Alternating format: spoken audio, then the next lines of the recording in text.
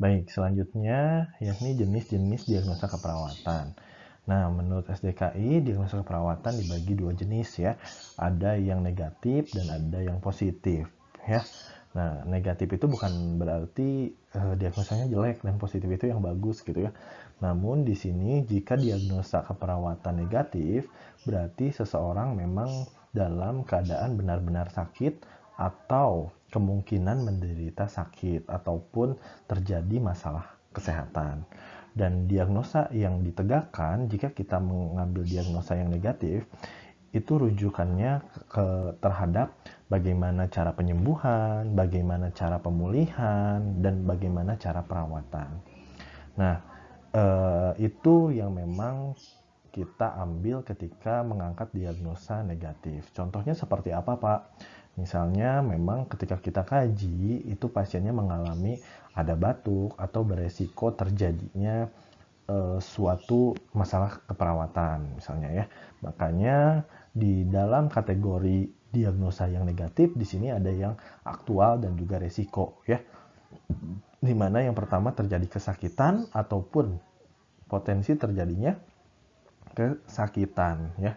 Nah, jadi kalau yang aktual itu kita sudah bisa melihat gambaran pasien terhadap kondisi terhadap penyakit ya.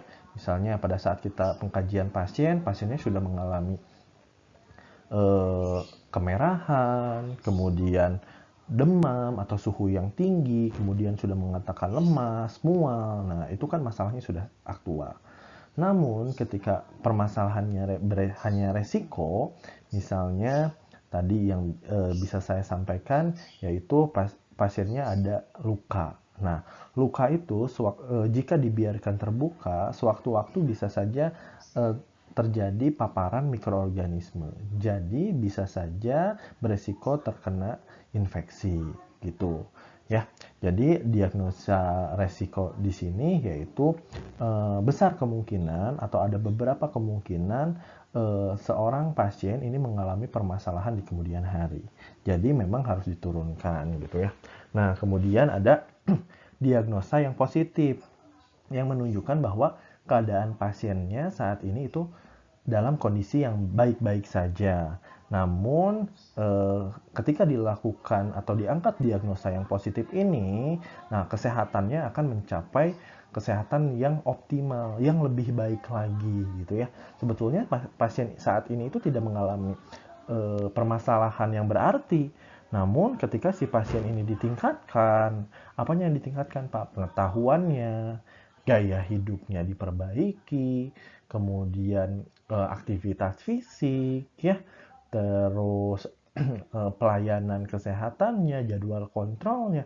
Nah, itu akan meningkatkan atau memperbaiki derajat kesehatan seseorang. Makanya di sini ketika kita mengangkat diagnosa yang positif, ini arah panahnya lebih ke promosi kesehatan ya. Kita memberikan promosi-promosi agar kesehatan seseorang ini lebih meningkat. Kalau misalnya kesehatan seseorang lebih meningkat apa? Efeknya ya. Nah, seseorang itu akan jarang mengalami kesakitan ya gitu. Oke, contohnya apa? Misalnya pada diagnosa di sini bisa diambil terkait dengan eh, peningkatan kesehatan, peningkatan manajemen kesehatan ya. Kemudian peningkatan pengetahuan. Nah, itu juga bisa dilakukan. Oke. Selanjutnya, ini merupakan penjelasan dari bagan yang tadi ya sebetulnya. Nah, jenis diagnosa keperawatan, tadi ada yang negatif dan positif. Yang masuk ke dalam positif itu yang promosi kesehatan, dan yang masuk ke negatif itu yang aktual dan juga resiko ya. Nah, di sini diterangkan bahwa diagnosis promosi kesehatan, yakni diagnosis ini menggambarkan adanya keinginan dan juga motivasi klien untuk meningkatkan kondisi kesehatannya ke tingkat yang lebih baik. Tadi yang saya katakan, pasiennya dalam kondisi sehat, namun ingin mencapai kesehatan yang lebih optimal ya, dimana untuk menjaga kebugaran gitu, kebugaran tubuh agar tidak rentan sakit. Misalnya diagnosa yang contohnya tadi disebutkan bahwa adanya misalnya ada kesiapan peningkatan pengetahuan, kemudian ada kesiapan peningkatan manajemen kesehatan, ya. Nah, terus juga ada kesiapan peningkatan proses keluarga. Nah, itu contoh-contoh diagnosa yang meliputi promosi kesehatan. Berarti ada diagnosa peningkatan kata-kata di awalnya. Kemudian ada yang beresiko, ya, di mana diagnosa resiko ini menggambarkan respon klien terhadap kondisi kesehatan yang menyebabkan klien beresiko sakit, mengalami masalah kesehatan, ya, tidak ditemukan gejala mayor dan minor pada klien. Namun, klien memiliki faktor resiko untuk mengalami masalah. Jadi, ketika kita kaji, bisa saja tanda gejalanya belum muncul, ya. Namun, pasien memiliki faktor resiko yang beresiko mengalami permasalahan kesehatan. Misalnya apa? Tadi, pasiennya beresiko infeksi. Ya, faktor resikonya apa? Pasiennya post operasi, pasiennya nutrisinya jelek, ya, pasiennya mempunyai penyakit di pembuluh darah, sehingga beresiko mengalami pertumbuhan jaringan yang lambat, jadi beresiko untuk infeksi. Kemudian yang selanjutnya apa? Yaitu diagnosis yang aktual, ya, yang aktual mah yang betul-betul ada pada pasien, ya. Diagnosis ini menggambarkan respon klien terhadap penyakit kesehatan yang diderita yang menyebabkan klien mengalami masalah kesehatan. Nah, di sini tanda gejala mayor, ya, itu harus ditemukan, ya. Tanda gejala mayornya harus 80% ditemukan dibandingkan tanda gejala minor, ya. Jadi lebih banyak ditemukan, harus 80%. Baru teman-teman bisa mengangkat diagnosa yang aktual. Kalau nggak 80% gimana, Pak? Kemungkinan ada diagnosa yang lebih tepat, gitu ya. Jadi diagnosa yang aktual apa? Ya, pasiennya dengan mengalami gangguan-gangguan, ya, gangguan tadi bersihan jalan nafas, ya, gangguan tumbuh kembang, gangguan interaksi sosial, terus pasiennya mengalami hipertermi, hipotermi, ya. Nah, itu, ya. Oke, baik. Selanjutnya komponen diagnosis keperawatan, ya. Nah, dalam menegakkan diagnosa, kita memerlukan beberapa komponen utama yang harus ikut sertakan, ya.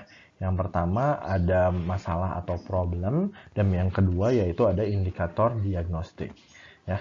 Nah, kita bahas dulu yang pertama yaitu masalah atau problem. Nah, ketika kita mengangkat suatu diagnosa, kita harus menentukan apa permasalahan yang kerap terjadi atau yang sedang terjadi pada pasien, ya. Nah, di sini masalah merupakan label diagnosis keperawatan yang menggambarkan inti dari respon klien terhadap suatu penyakit, ya.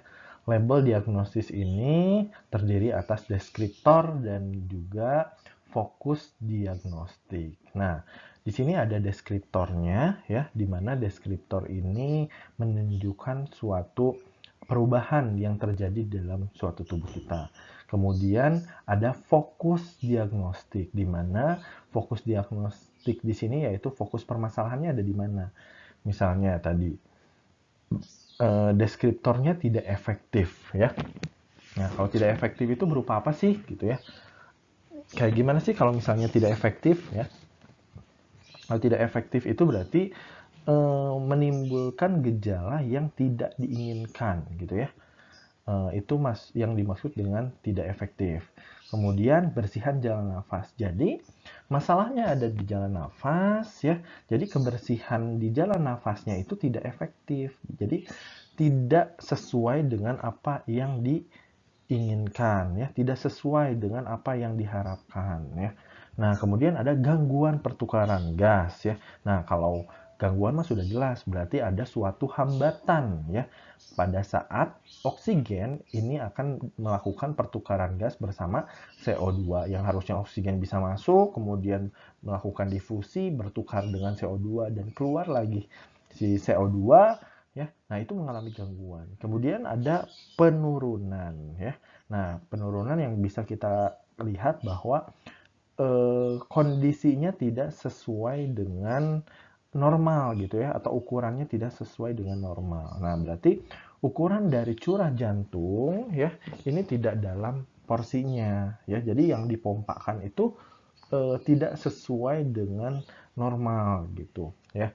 Kemudian intoleransi aktivitas. Berarti deskriptornya permasalahannya intoleransi. Harusnya pasien ini toleransi, bisa melakukan aktivitas apapun. Karena mengalami permasalahan di sini berarti masalahnya intoleransi. Intoleransi itu berarti tidak toleransi ya terhadap suatu aktivitas ya. Berarti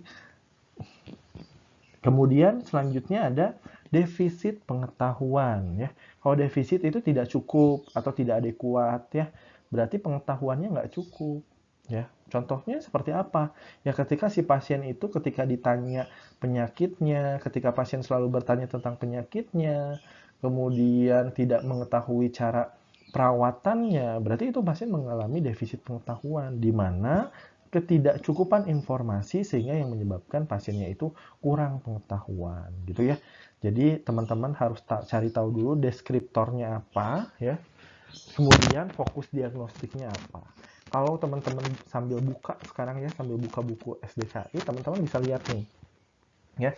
Ketika teman-teman buka domain atau kategori dari ini ya fisiologis, kemudian buka sub kategorinya respirasi, kemudian teman-teman lihat ada gangguan fokusnya di situ. Nah, teman-teman di situ akan menemukan deskriptor dan juga fokus diagnostiknya. Yang pertama mungkin respirasi ya, teman-teman akan menemukan ketidakefektifan bersihan jalan nafas misalnya. Seperti itu ya. Jadi ada terdiri dari deskriptor dan juga fokus diagnostik. Selanjutnya, ada komponen yang kedua untuk menegakkan diagnosis keperawatan, yaitu indikator diagnostik.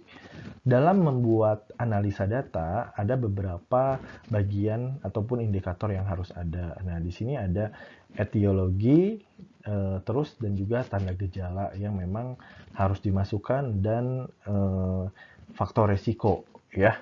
Nah, yang pertama di sini ada etiologi, di mana etiologi ini disebut dengan penyebab, ya. Nah, etiologi ini merupakan faktor-faktor yang mempengaruhi perubahan status kesehatan dari pasien. Ya, etiologi ini dapat mencakup 4 kategori. Ya, yang pertama ada kategori fisiologis, biologis atau psikologis ya, di mana berarti penyebab dari masalah kesehatan yang dialami oleh pasien ini disebabkan oleh penyakit yang diderita oleh seseorang ya, atau berdasarkan tingkat keparahan dari penyakit itu tersebut ya. Kemudian yang kedua ada efek atau tindakan. Nah, permasalahan yang ditimbulkan ya itu berdasar dari pengobatan ya atau perawatan. Misalnya apa?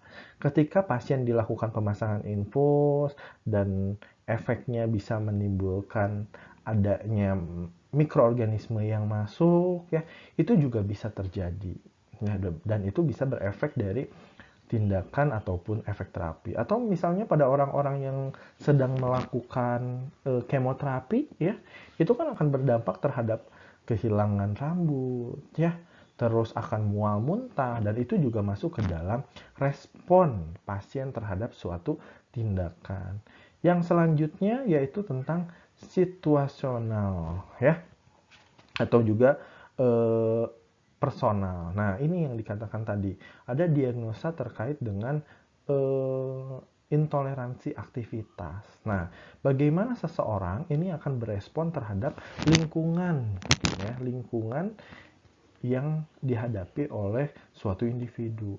Nah, ketika pasiennya itu tidak mampu untuk naik tangga ataupun pasiennya itu lingkungannya curam dan bisa mengakibatkan cedera, nah itu bisa juga berefek ya terhadap masalah keperawatan. Oke. Yang terakhir yaitu ada maturasional. Nah, maturasional di sini yaitu berkaitan dengan umur atau tingkat umur dari seseorang ya. Nah, misalnya ada yang remaja, ada yang lansia ya, di mana ketika remaja misalnya ada gigi yang tumbuh dan memerlukan ruang yang besar untuk gigi yang tumbuh tersebut, atau misalnya pada pasien lansia berkaitan dengan karena ekstremitas bawahnya itu sudah mulai kekuatan ototnya sudah mulai menurun sehingga beresiko untuk jatuh. Nah, itu bisa masuk ke dalam penyebab dari munculnya permasalahan atau yang disebut dengan etiologi, ya.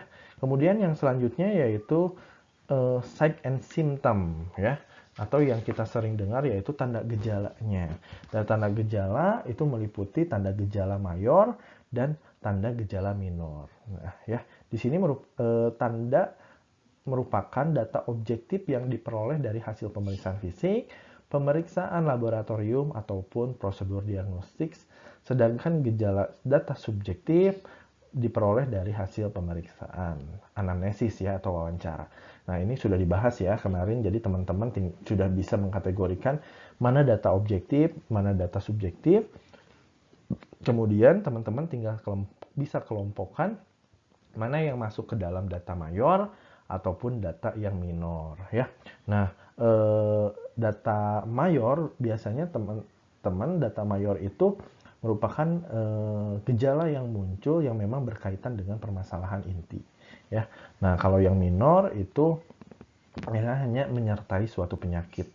Jadi ketika teman-teman merujuk kepada tanda gejala ataupun di data, ya, data itu dikelompokkan menjadi data objektif dan data subjektif. Kemudian teman-teman lihat di buku SDKI, ada nggak tanda gejala mayor dan minor. Nah, untuk diagnosa yang aktual, teman-teman harus menemukan data mayor itu sebanyak 80%. Nah, kalau data minornya lebih banyak, nah ya, minornya lebih banyak daripada data mayor, berarti nggak bisa diangkat data atau diagnosis aktual, ya. Mungkin ada diagnosa yang lebih tepat. Nah, kalau misalnya mau ngangkat faktor resiko, berarti ada faktor resiko yang bisa menimbulkan seseorang terjangkit suatu masalah kesehatan, ya. Atau di sini dikatakan bahwa dapat meningkatkan kerentanan terhadap klien yang mengalami masalah kesehatan. Jadi ini komponen-komponen ketika teman-teman mengangkat diagnosis keperawatan, ya. Ada tanda gejala, kemudian penyebab, ya, ataupun etiologi dan faktor resikonya, ya. Oke.